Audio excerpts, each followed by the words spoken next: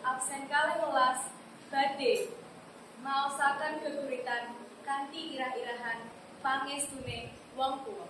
Sugeng mirsani pangestune wong tuwa. Bapak, Ibu, panjenengan pahlawanku. Tanpa kesel ngopeni aku. Ngakoni urip kanthi sabar lan ikhlas. Tresnamu suci tanpa waras. Keringet lan lo dadi saksi abote urip kang dilakoni. Nanging panjenengan tetep tabah nuntun kula ing dalan kang puji.